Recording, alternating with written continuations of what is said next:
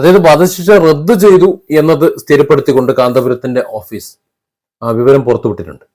പക്ഷെ ഇനി എന്ത്, അതായത് മറ്റെന്തെങ്കിലും ശിക്ഷ ഉണ്ടോ, ജീവപര്യന്തമാണോ, ഇനി അതല്ലെങ്കിൽ ഇതുവരെയുള്ള ശിക്ഷ അനുഭവിച്ച ആ ഒരു അതുകൊണ്ട് പുറത്തുവിടാൻ തീരുമാനിച്ചിട്ടുണ്ടോ, അല്ലെങ്കിൽ ഇനി എന്താണ് തീരുമാനിക്കുക, അത്തരം കാര്യങ്ങളെ കുറിച്ച് അവ്യക്തതയുണ്ട്. പക്ഷെ കാന്തപുരത്തിന്റെ ഇടപെടൽ കൃത്യമായ സമയത്തായിരുന്നു. ആ ഇടപെടൽ ഫലം കണ്ടു എന്നത് ശരി തന്നെയാണ്. കാന്തപുരത്തിന്റെ ഓഫീസാണ് ആദ്യം വാർത്ത വന്നിരുന്നത്. 16-ാം തീയതി നിമിഷപ്രിയയെ വധശിക്ഷയ്ക്ക് വിധേയാക്കില്ല, വധശിക്ഷ നീട്ടിവെച്ചിട്ടുണ്ട് എന്ന് പറഞ്ഞത്. അത് ശരിയാണ് എന്ന് ഇപ്പോഴും നമുക്കറിയാം. കാര്യം കഴിഞ്ഞ 16-നായിരുന്നു വധശിക്ഷ നടപ്പിലാക്കേണ്ടിയിരുന്നത്. ആ ദിവസം കഴിഞ്ഞ് ഇന്ന് ഇപ്പൊ 29-ആയി, ഇതുവരെ വധശിക്ഷ നടപ്പിലാക്കിയിട്ടില്ല.